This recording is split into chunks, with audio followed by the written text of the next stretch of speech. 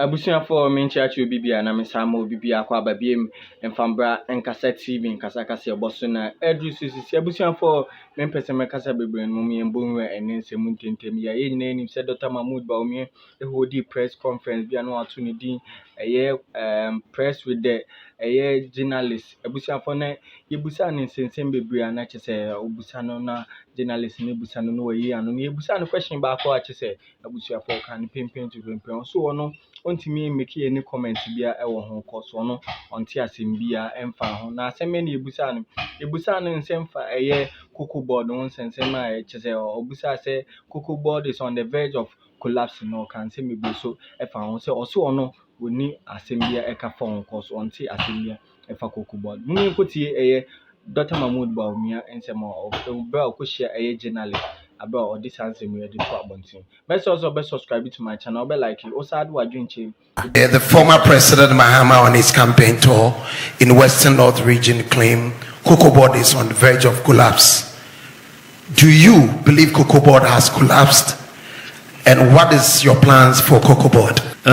Cocoa Board is on the verge of collapse. I'm not aware of that, but we'll look at that. I cannot comment on that. It's not. I don't know where the data is coming from. My name is Nana Okesi. I work with Peace FM. You have promised abolishing bed tax, e-levy, flat import duty, one-time tax amnesty, among others. If you really believe that that is what Ghana needs, why should we wait till you become the president and not implement it now? Was that we wanted to do these tax reforms, import duty, flat tax, tax amnesty, and so on. But why don't I do it now? And why do I want to? I must have a manifesto. Otherwise, if I do everything now, if I could, what would I do when I come into office? I mean, how can you do everything now? Even President Mahama, former president, who was president, I'm only vice president, but he was president. Why didn't he do everything then?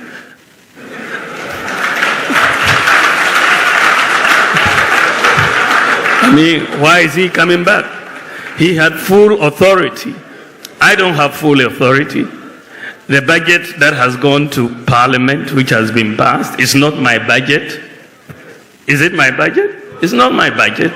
The budget goes in the name of the president. It doesn't go in the name of the vice president. But when you have to think about what new do you want to do, you come up with new ideas. And I've come up with new ideas which I want to do when we come into office. Everyone who is running for office, whether you are Kamala Harris or you are Bawumia, you still have to think about what you have to do when you get into office. And this is why I'm presenting my new ideas as to what to do. Before I proceed to ask my questions, I would like to emphatically state that these questions were not given to me by anyone here. They are from my head, so I'm going to ask. Now, Mr. Vice President, my name is Kojo Sheldon. I represent Kojo Sheldon Studios.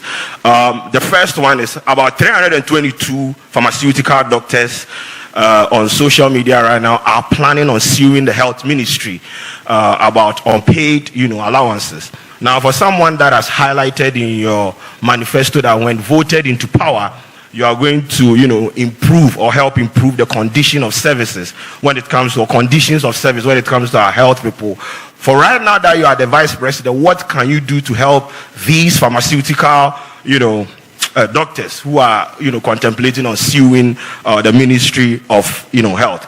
My second question borders. No, Koyo. Don't do that to me. Mr.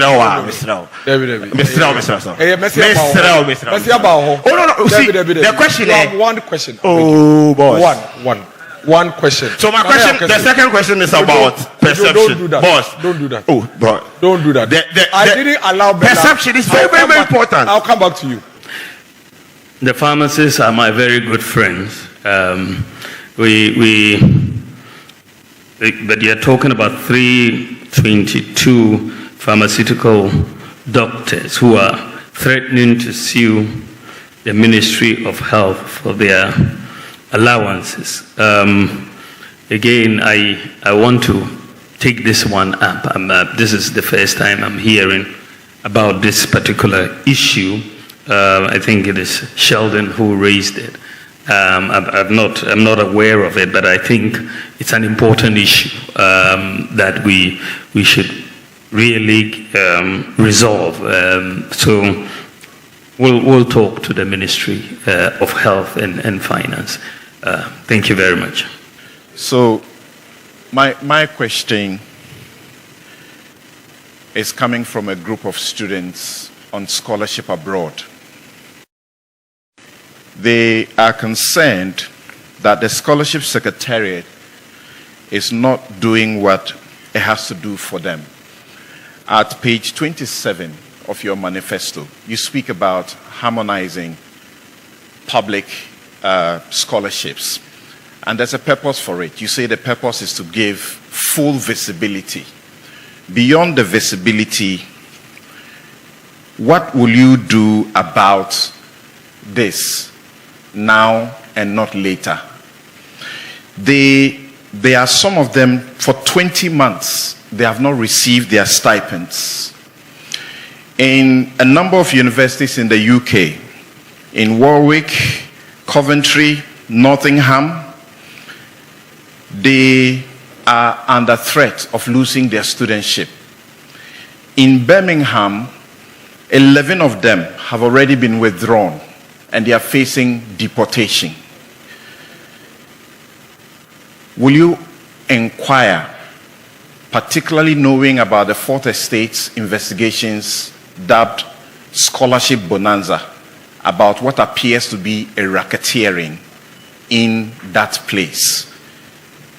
And will you forbid and prohibit politically exposed persons wealthy enough, known in society, from accessing these scholarships? Thank you. I think the question is very well. Samson talked about the scholarship students and all of that, and I think this is a very, very important issue. There's nothing more heart-wrenching than taking a student abroad and not being able to take care of them in those circumstances. And I think that I believe, and this is what we are saying, that one needs to, first of all, harmonize these databases so that you have full visibility and transparency. And also, we have undertaken in the manifesto to publish all the beneficiaries of all of these scholarships as they come, so that everybody knows who is getting the scholarships and so on. And again, I've been made very aware of this issue. It's not new, because students have and parents have gotten in touch with me about the awards and the scholarships and so on. So we're talking with the Ministry of Finance and the Scholarship Secretariat. I think they were able to make some payments to some of the UK students and so on. But we will follow up on that because it's very urgent. The first question had to do with NAPO, the Nation Builders Corps, and the arrears that have been owed to NAPO.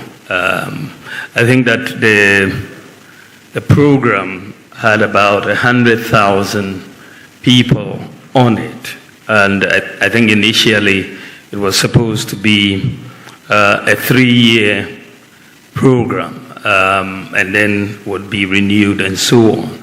But I think that so far, out of the 100,000 that were taken, 34,000 have exited into permanent jobs under NAPO, and the others are still. But I think that